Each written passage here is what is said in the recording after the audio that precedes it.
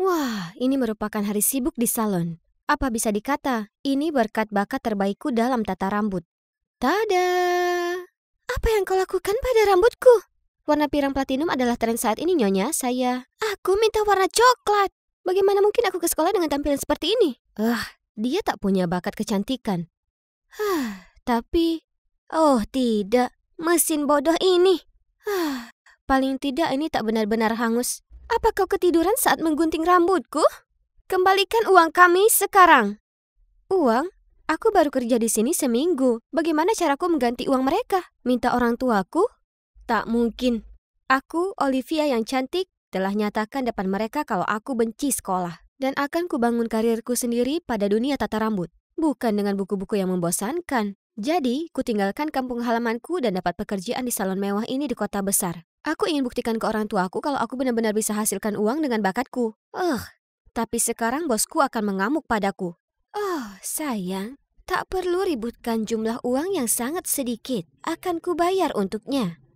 Aku menoleh dan... Wah, ia wanita parubaya yang terlihat anggun. Pakaiannya, tata rambutnya, dan perilakunya semua menyiratkan keanggunan dan kemewahan. Gadis cantik, aku bisa lihat kalau kau punya kejelian dalam hal kecantikan. Yang kurang darimu hanya pengalaman dan mentor berpengalaman. Dan kebetulan aku kenal seseorang. Aku tak percaya. Pak Fullington, penata rambut nomor 1 akan jadi mentorku. Tentu ini semua berkat wanita hebat ini. Oh tunggu, Bu, aku harus memanggilnya ibu sekarang. Karena ia baru mengadopsi aku. Dia pasti menyukaiku karena melihat betapa gigihnya aku mengejar passionku meskipun hadapi kesulitan. Dia dan suaminya merupakan miliarder yang tak punya anak. Jadi, ya, mereka memutuskan untuk menerimaku.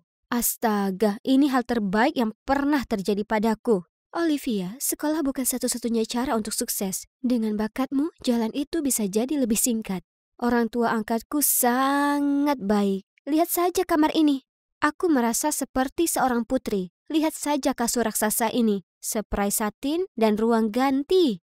Hebatnya lagi, mereka bahkan sediakan penata rias dan penata gaya yang habiskan seharian penuh membantuku tampil cantik. Kehidupan anak orang kaya memang manis. Aku begitu larut dengan semua itu, aku hampir lupa alasan utama kenapa aku setuju mengikutinya. Kursus tata rambut bersama Pak Fullington. Ibu, ayah, aku tahu kalau kalian sangat sibuk, tapi aku sudah menunggu lama sekali. Apa Pak Fullington lupa dengan janji temu kami? Oh, sayang, aku minta maaf, tapi dia sedang sakit. Jadi semua jadwalnya ditunda sampai bulan depan. Jangan khawatir sayang, sementara waktu, kenapa tak kau coba datang ke pesta-pesta atas nama kami? Ini kesempatan baik untuk mengembangkan lingkup pergaulanmu dan belajar menghasilkan uang dari yang terbaik. Oh, itu terdengar cukup bagus. Kalau aku bisa hasilkan banyak uang, maka orang tuaku akan menganggapku serius dan menghentikan tuntutan bodoh mereka untuk kembali bersekolah. Segera saat aku tiba di pesta, semua teman-teman baru ini berkumpul dan memuji betapa cantiknya aku. Para pria kaya itu tergila-gila padaku. Aku langsung jadi pusat perhatian. Ada satu laki-laki bernama Bruce yang perkenalkan dirinya sebagai salah satu anak CEO perusahaan media papan atas di US. Olivia, wajahmu yang sangat cantik itu tercipta untuk layar lebar. Kau sebaiknya memerankan peran utama di film terbaru kami. Oh, acting? Aku tak pernah memikirkan itu sebelumnya. Jalan di karpet merah dan berpose dengan ratusan kamera memang kedengarannya menarik. Layak dicoba, ya kan? Aku masih terpaku pada tawaran Bruce saat kurasakan sesuatu yang dingin di jemariku. Oh ya ampun, cincin berlian merah yang berkilau. William, pewaris GeoGM Ltd. Senang bertemu denganmu, Olivia. Silakan pertimbangkan hadiah perkenalanku ini. Dan ini terus berlanjut sepanjang malam hingga aku tak bisa membawa barang lebih banyak lagi. Bunga dari Justin, satu set perhiasan dari Andrew, koleksi parfum dari Anthony, dan jam tangan dari... Astaga, aku tak bisa ingat lagi. Aku berusaha menyelinap pergi ketika seorang pria tampan menghadangku. Kau sangat memukau, Olivia. Bisakah aku bertemu denganmu besok? Kencan? Aku bahkan tak mengenalnya. Tidak. Sayang sekali, aku bertemu kawan lamaku di West High besok. Maaf, itu bukan karena aku pilih-pilih atau apa, tapi kencan tak bisa semudah itu, ya kan? Phew. Akhirnya aku pulang. Sungguh malam yang sibuk.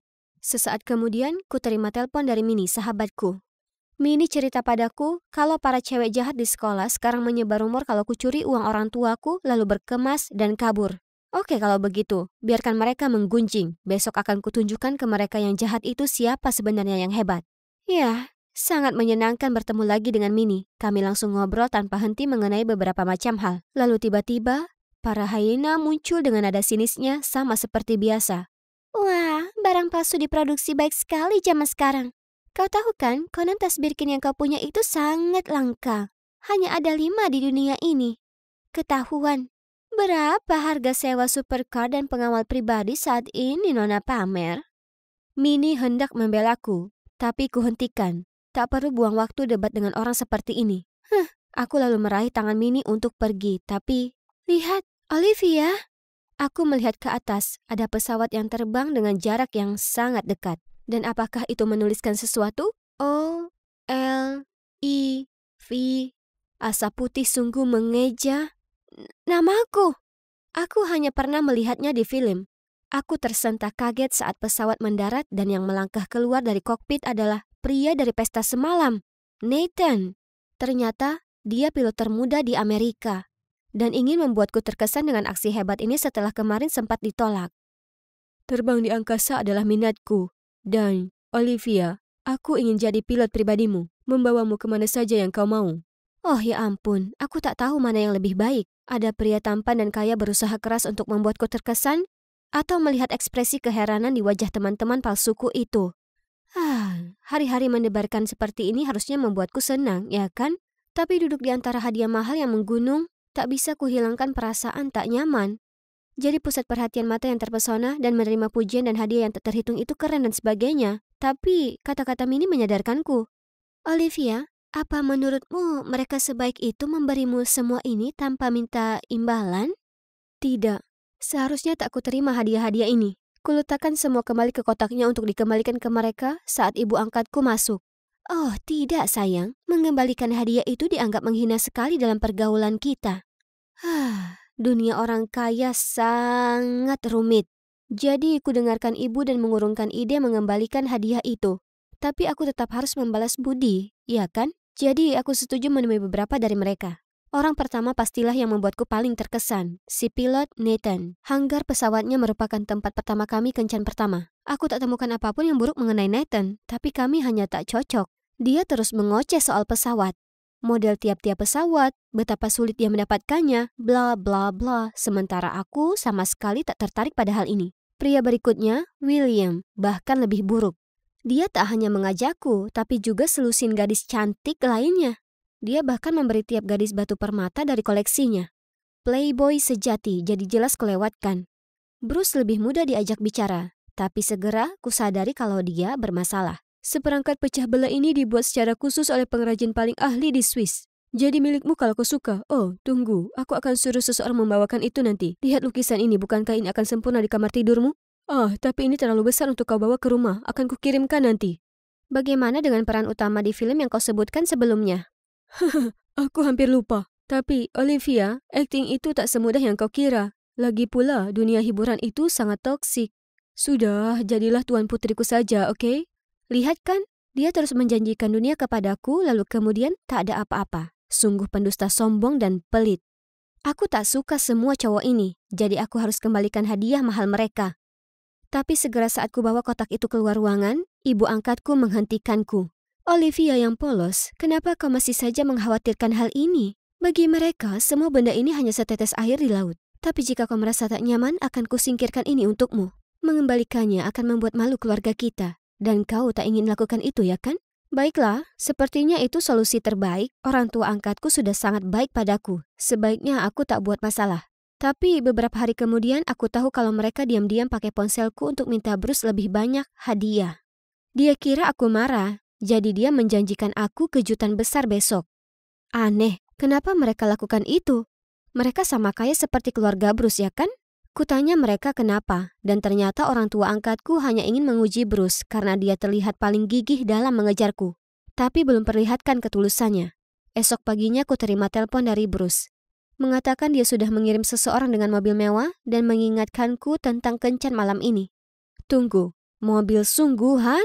Itu terlalu berlebihan. Aku hendak katakan padanya untuk menyimpannya saja saat ayah angkatku bergegas masuk, mengatakan kalau orang tuaku sakit keras.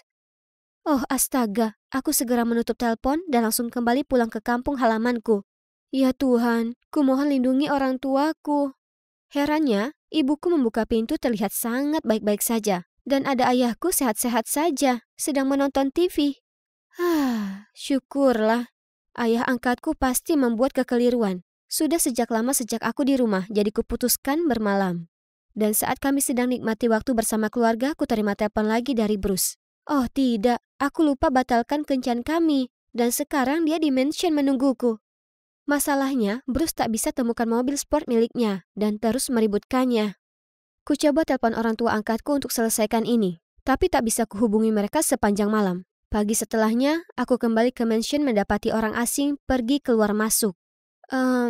Apa yang kalian lakukan? Hai, kami baru pindah ke sini. Senang bertemu denganmu, tetangga. Sungguh kebetulan menemukan tempat sebagus ini yang disewakan dengan harga terjangkau. Tepat di koran lokal, benar kan? Disewakan? Tidak. Ada apa ini? Aku bergegas masuk ke kamar orang tua angkatku, tapi kamarnya kosong. Bahkan hadiah-hadiah yang mereka bilang mereka simpankan untukku semua hilang. Mereka pergi tanpa jejak, seolah mereka kabur. Apa? Apa rekan kejahatanmu meninggalkanmu? Sekarang jangan coba menyangkalnya, kau penipu. Apa katanya? Rekan kejahatan? Penipuan? Ku coba jelaskan padanya bahwa aku ingin kembalikan semua hadiah yang kuterima. Tapi dia tak mau percaya padaku. Dia mengancam memanggil polisi jika dia tak dapatkan mobilnya kembali. Oh tidak, jangan sampai. Yang bisa kulakukan hanya memohon Bruce untuk memberiku waktu. Ini kampung halaman dari serif kota kami yang terkenal. Dia orang yang biasa membantuku, tapi yang kudapatkan adalah, aku minta maaf tapi aku sudah pensiun. Kau harus minta tolong orang lain. Apa yang harus dilakukan sekarang? Aku ketakutan saat entah dari mana. Tak perlu ayahku, ini mudah sekali. Aku bisa membantumu. Aku berbalik dan melihat pria bersandar di pintu dengan raut wajah arogan dan dingin dengan tangan menyilang. Siapa orang ini? Bisakah dia sungguh bisa membantuku? Kita lihat saja nanti. Wow, Alan sungguh mengambil risiko dan berinvestasi banyak dalam hal ini. Mobil sport, sebuah mansion, liburan mahal, dan bahkan acara besar ini. Aku harus akui dia tampak cukup tampan dengan berpakaian rapi. Oh, aku lupa memberitahumu. Alan, putra Syarif itu, sekarang memainkan peran sebagai pewaris kaya perusahaan besar yang mengejar gadis cantik, yaitu aku. Namun, aku tak mengira semuanya terlihat begitu nyata. Alan yang mengejar-ngejarku bahkan menjadi berita lokal.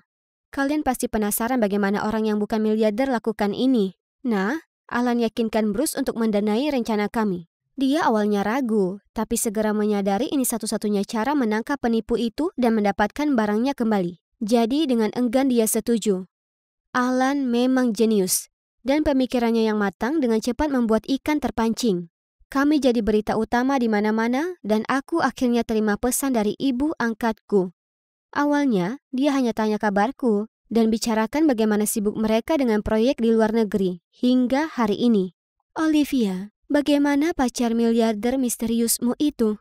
Dia sepertinya bersedia memberimu apapun, jadi kau akan mempertimbangkannya, ya kan, sayang? Seperti yang diduga, penipu mata duitan ini tak akan lewatkan setelah mereka dengar kata miliarder.